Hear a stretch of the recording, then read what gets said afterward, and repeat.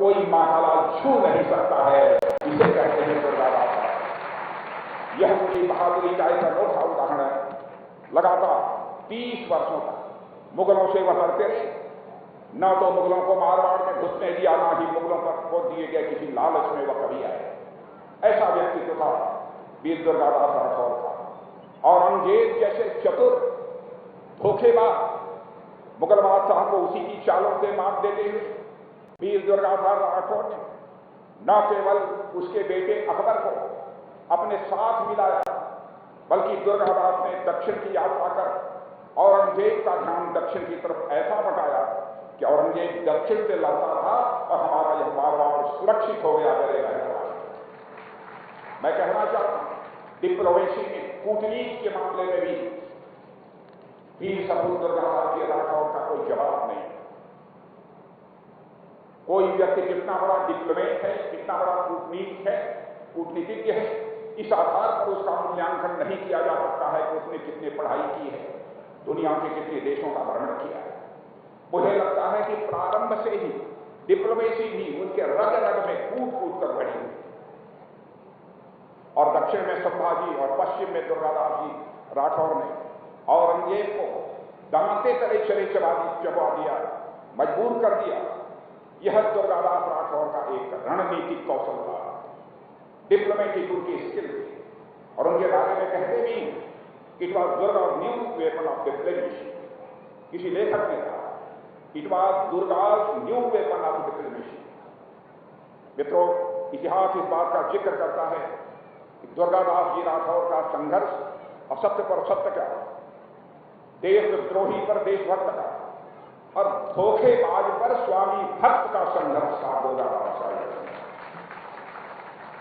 उनके मित्रों में की गिनती में औरंगजेब का पुत्र अकबर शामिल था। और क्योंकि अकबर स्वयं औरंगजेब की तानाशाही से दुखी होकर दुर्गादास जी राठौर की शरण में आ गया था, और औरंगजेब ने जब प्रलोभन दिया दुर्गादास को कि अकबर को साथ मत लो, अकबर को छोड़ दो, इसके बदले में तुमको मारवाड़ का महाराजा बनाने को तैयार हूं, लेकिन उनके प्रलोभन में नहीं आए दुर्गादास जी राठौर। और उन्होंने कहा मित्र का सम्मान करना, दोस्त का सम्मान करना हमारा फर्ज है, यह हमारा कर्तव्य है। मैं सत्ता को ठोकर मार सकता हूं, लेकिन दोस्ती पर किसी भी सूरत में सवाल या निशान नहीं लगे।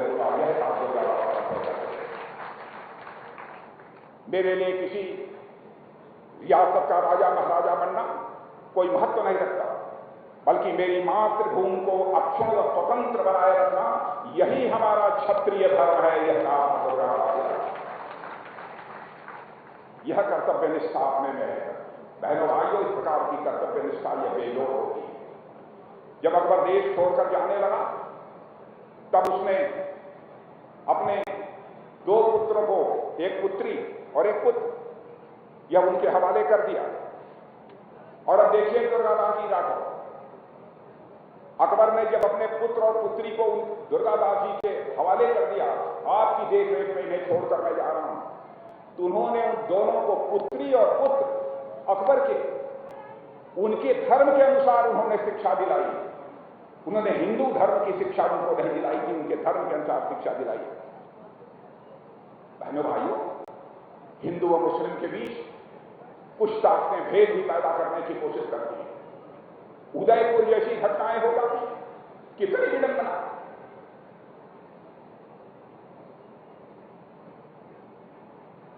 सामाजिक एकता, सामाजिक समरसता की मिसाल यदि कोई हो सकता है भारत के इतिहास में, तो शख्सियत का नाम है वीर सपूत दुर्गादास जी राठौर।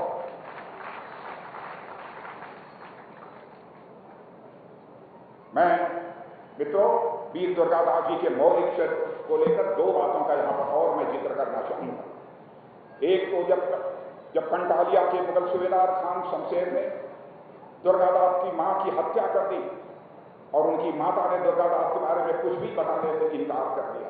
कैसी मां थी, कल्पना करिए दुर्गादास जी की मां कैसी। उन्होंने दुर्गादास के बारे में बतलाने से सब मना कर दिया, मैं कुछ नहीं बताऊंगी, कहां है, क्या कर रहे हैं। और मार डाला। उसके बाद भी महिलाओं पर उन्होंने हाथ नहीं उठाया। यह नैतिकता, यह चरित्र वीर दुर्गादास राठौर का था। बहनों भाइयों, इसका अनुसरण हम सबको करना चाहिए।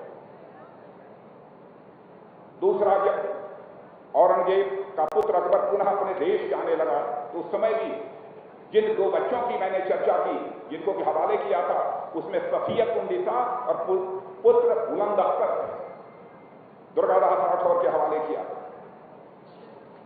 अब उनकी परवरिश दुर्गादास जी राठौर ने की और एक दिन जीवन के अंतिम पड़ाव में औरंगजेब ने दुर्गादास जी को एक पत्र लिखा। कहा कि मैं अपने पोते पोतियों से मिलना चाहता हूं, यानी अकबर के जो बेटे और बेटी तुम्हारे पास हैं, उन अपने पोते और पोतियों से मैं मिलना चाहता हूं। बहनों भाइयों, दुर्गादास राठौर अकबर के पोते और पोतियों को लेकर जब औरंगजेब के पास गए तो अंग्रव औरंगजेब अपने जीवन के अंतिम दौर से गुजर रहा था। उसने अपने पोते को देखते ही जमीन से उठाकर अपने सीने से लगा लिया। लेकिन औरंगजेब की लड़की यानी अपनी पोती को देखकर उसने नजरें फेर ली। तब औरंगजेब की पोती ने कहा कि दादा, मैं आपकी मंशा को समझ रही हूं। आप क्या सोच रहे हैं? आप सोच रहे हैं कि मैं दुर्गादास जी राठौर के पास रही होंगी, इसलिए मैं अपवित्र हो गई होंगी। लेकिन मैंने कहा, मैं आज आपको बताना चाहता हूं, आप भ्रम में हो। दुर्गादास राठौर का आज तक चेहरा हमने नहीं देखा है। देखा है तो सुना है तो दुर्गादास राठौर की आवाज केवल हमने। दुर्गादास राठौर का चेहरा नहीं देखा है, हमने तो केवल उनकी आवाज सुनी। बहनों भाइयों, और यह कहते हुए उस सफियतुन्निसा उनका नाम था, उसने कहा, जो कि औरंगजेब की पोती यानी अकबर की बेटी, उसने कहा कि चलिए राठौर साहब, पुनः हम अपनी उस जन्नत की जमीन जो मारावाड़ है वहीं पर हम वापस चलते हैं। यह अकबर की बेटी ने कहा था, यानी औरंगजेब की पोती ने कहा। बहनों भाइयों, हमारा देश एक महान और विशालतम लोगों की स्थल, विशाल मना लोगों की स्थली रही है। यहां पर मर्यादा पुरुषोत्तम भगवान राम भी पैदा हुए हैं। लंका पर विजय प्राप्त करने के बाद भी उन्होंने लंका का राजा बनना स्वीकार नहीं किया, लंका का अधिराज बनना स्वीकार नहीं किया, किसी को नहीं बनाया, बल्कि लंका का जो स्वामी था उसके जो छोटे भाई थे उस विभीषण के हवाले ही लंका कर दिया था। यह भारत का क्षेत्र। और इतना ही नहीं, चाणक्य ने चंद्रगुप्त को पूरी तरह से पढ़ा दिखाकर तैयार किया, हर प्रकार से शासन चलाने के योग्य बनाया, लेकिन पूरी सत्ता चंद्रगुप्त मौर्य के हवाले करके दूर से बैठकर चाणक्य देखते रहे, जब और अंत में फिर जंगलों में चले गए।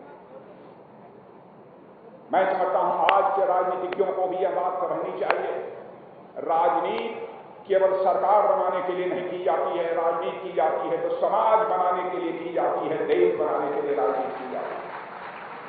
वीर दुर्गादास राठौर से हम यह के जीवन से हमें शिक्षा प्राप्त कर सकते हैं। और जोधपुर की गद्दी पर उन्होंने महाराजा अजीत सिंह जी को बैठा दिया और स्वयं सारा सब कुछ त्याग करके 81 वर्ष की आयु में उन्होंने अपने प्राण त्याग दिए। ऐसा चरित्र था वीर दुर्गादास राठौर का। बहनों भाइयों, उनके बारे में जितना भी कहा जाए वह कम है। वैसे भारतीय समाज के इतिहास के पन्नों को यदि पलटकर आप देखें तो त्याग, बलिदान और शौर्य और पराक्रम की बहुत सारी गाथाएं मिलेंगी। और जब भी मैं राजस्थान की धरती पर आता हूं तो बहनों भाइयों, यहाँ की मिट्टी में मुझे अजीबोगरीब एक अलग प्रकार की खुशबू मिलती है। करिश्मा है यहाँ की मिट्टी में, और मारवाड़ की मिट्टी में जो करिश्मा है, ऐसे ऐसे सपूतों को पैदा किया। और हमारे यहाँ शहीद कारगिल, शहीद शिवराम और ये कुंवरराम जी, निम्बाराम जी, 3 यहीं के लोग शहीद हुए हैं कारगिल के लड़ाई में। और वैसे न जाने कितने यहाँ के सपूतों ने भारत की सीमा की रक्षा के लिए अपने प्राण गंवाए। ऐसे माताओं पिताओं की चरणों में मैं शीश झुकाकर उन्हें नमन करना चाहता हूं जिन्होंने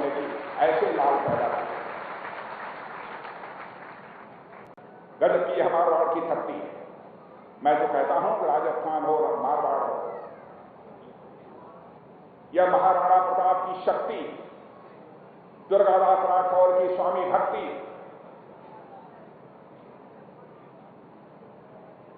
और भामाशाह की संपत्ति और पन्नाधार की युक्ति वाली यह धरती है, मारवाड़ की यह धरती। और बहने भाइयों, इस क्षेत्र के लोग भी अद्भुत हैं। भारत को आजादी मिली थी, सारे जितनी भी रियासतें थी उनका विलय हो रहा था भारत गणराज्य में। उसमें मुझे याद है, मैंने पढ़ा था कि विंस्टन चर्चिल जो वहां के ब्रिटेन के प्राइम मिनिस्टर हुआ करते थे, उन्होंने कहा था कि जिस दिन भारत को हमने आजाद कर दिया, यह भारत टुकड़ों टुकड़ों में बंट जाएगा, क्योंकि इतने रियासतें हैं कि कोई भी रियासत भारत गणराज्य में अपनी रियासत को शामिल करने के लिए तैयार नहीं हुई। लेकिन देखिए, इस भारत की मिट्टी का करिश्मा, भारत के बलिदानियों का करिश्मा, भारत माता की कोख से पैदा हुए सपूतों का करिश्मा, कि बड़ी बड़ी रियासतों के राजा महाराजाओं ने कह दिया भारत आजाद हो गया है, कि अपनी रियासत को हम भारत गणराज्य के साथ हम विलय करने को तैयार है। यह है भारत की मिट्टी का, यह है भारत की मिट्टी का असर। आज यहां पर विशाल दुर्गादास की प्रतिमा का अनावरण हुआ है। मैं सचमुच यहां के आपके स्थानीय सांसद, और मैं आपके स्थानीय सांसद के बारे में बताना चाहता हूं, आप चाहे जो भी सोचते हैं, विनम्रता शालीनता के एकदम बिल्कुल प्रतिमूर्त है आपके सांसद पीपी चौधरी, मेरे बहन भाई।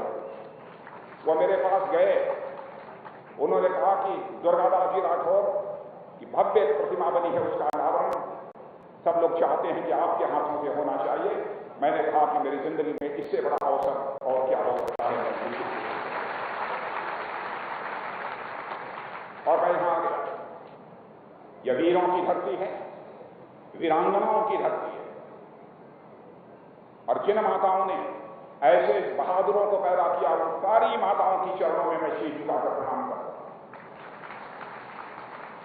मातृभूमि की रक्षा का जहां तक प्रश्न है, भारत की सीमाओं की रक्षा का जहां तक प्रश्न है,